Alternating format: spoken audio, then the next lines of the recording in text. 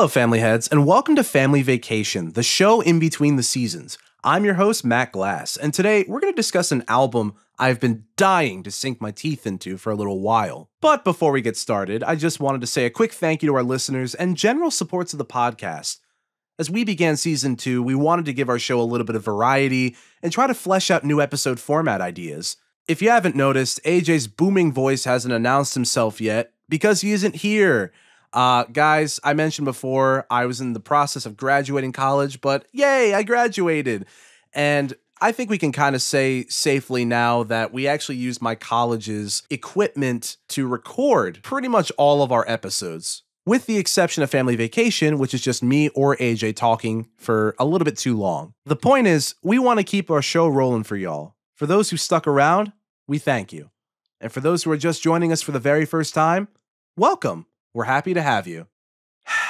Now, Family Heads, as a New Jersey native, I can always appreciate when someone represents my state well by their performances or the content they create. And the album we're talking about today is by far an album by a band from New Jersey. Yes, we're discussing Bleachers, specifically their album, Bleachers. Released on March 8th of this year through Bleachers Band and Dirty Hit, it is their fourth studio album. The most consistent members of the band include Zem Odu and Evan Smith on saxophone, Sean Hutchinson on drums and percussion, Mikey Freedom Hart on keys, and Jack Antonoff on vocals, and pretty much everything else. Antonoff wanted to make an album highlighting themes of maturity in his marriage, loss, and grief as he enters a new phase in his life amid a ton of new changes. I was rather perplexed by how strong and relatable of a concept this is supposedly about. Sadly, the end product did not entirely reflect his vision. Let's start with some of the musicality. Bleachers has now committed to their new, older sound. A lot of this record's tracks have a pretty consistent setup. Saxophone, drum kit, guitar, synths, and even some bowed string instruments. Their success in blending older instruments with more digital, modern components has been a staple in creating some rather fascinating song concepts, all showing such variety. One of the biggest complaints I had since the first listen is the lack of ability to tell certain songs apart from one another. Cause my god, for a group praising its grand array of capabilities and equipment, most of these drum beats and patterns sound a lot alike.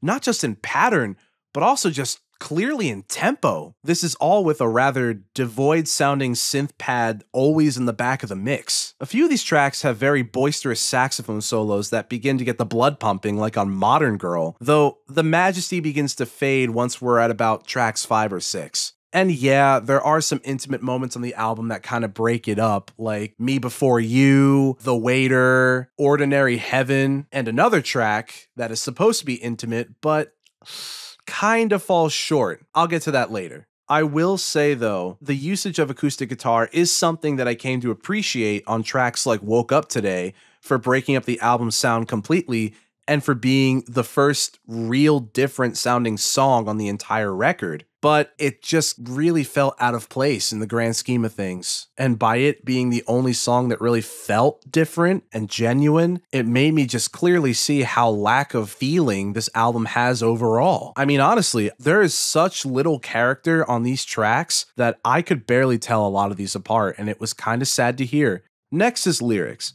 I would say that lyrics are by far the weakest part of this record. Most of the words written by Antonoff range between intimate and familiar to honestly rather esoteric and borderline cliquey. I can respect when artists will reference their own material in songs, but I gotta say that the constant references to the band members gets really old, especially after the first 2 times. We're now acknowledging the fact that you have bandmates after like 6 years. The lyrics on each track also just don't point to anything that feels very cohesive in idea. Biggest example, in my opinion, is the track Jesus is Dead, track number 3, where it tackles the saddened Antonoff skulking about how New York used to be. There are also moments lyrically that I simply could not ignore for its strange wording, such as on the track Isimo, where on verse 1, he segues by singing, "And you believed in every maybe, sha-la-la, it drove you crazy." Yeah, I'ma let you let that sink in. But honestly, that's not even the weirdest moment on the record. I would say that award goes to track number 5, Alma Mater, where Jack Antonoff summons a lingering Lana Del Rey mid-song by flatly saying her name. Lana. Like I said before, any semblance of a true concept or through-line theme was honestly lost on me because it seemed to be just a consistent track list of inside jokes and references. Before you get on me about that by saying, oh, well, you haven't been to any of the concerts. If you went to their live performances, you'd understand. Sure, I could maybe see that. However, that's for only a couple songs I could see that. If the main driving force of your songwriting is just constant band references and all the shit that you do in concerts, can't you see how that might be a little frustrating for a casual listener? Not saying I don't want to see them live, but at the same time, why would I devote time to just listen to 48 minutes of an inside joke? Normally, production is something I would be talking about extensively for a record, but I know that Bleachers is notorious for their unconventional production methods, so I'll just say this. Frankly, in comparison to other Bleachers projects, it all felt quite colorless in the grand scheme of things, even with some songs on the record feeling, dare I say, skeletal in their production. You can see this on 2 tracks specifically, Self-Respect and Tiny Moves, with the synth being in the middle and all the other instruments just picking up the pace. I will say that I did like the way that some tracks utilized real stringed instruments to create a percussive sound, but it also was not used enough and it didn't really add anything. I think he did this a couple times to make some of the songs sound like they have character, but in reality, it just felt formulaic and it really did not carry the point across, especially with his delivery, which is the last thing I'll talk about here on this episode. I felt like the vocal performance really needed to be discussed, because normally people are not seeking out Bleachers for an astonishing vocal performance, but I will have to say, this record is probably my least favorite in this regard.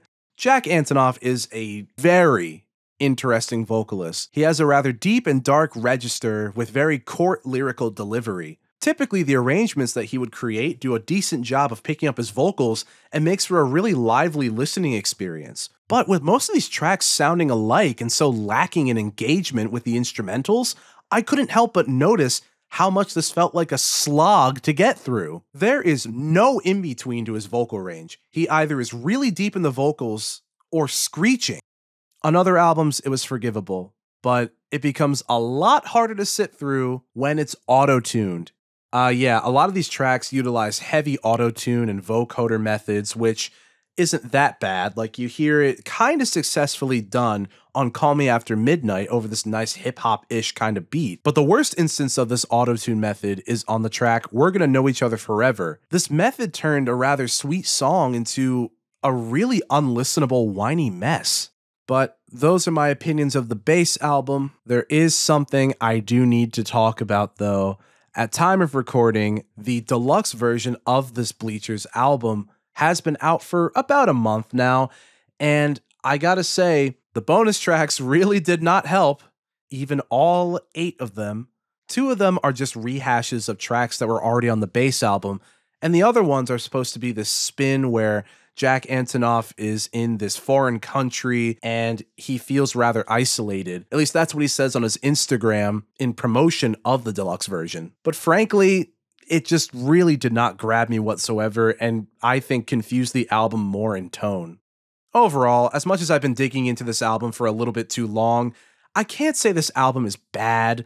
It's just really not great in comparison to a lot of their other stuff, which felt so much stronger and honestly, a lot better executed. Even the not so well-known tracks on their last album, Take the Sadness Out of Saturday Night, had a lot more character, and it paced itself so much better. Not to mention on like Gone Now, which I personally think is beautifully paced, and even Strange Desire, which is all synthesizer focused and really indie focused, but still I'm able to differentiate most of the tracks. This album just was not executed, I think, how he imagined it, and it really suffered, which is why I really can't give this anything higher than 5.2 and put it in low C tier. Not a great start, I know. It's definitely not going to be my favorite album of 2024 by any means, but I will say Modern Girl is at least a pretty banger track. Too bad the rest of the album is just not for me.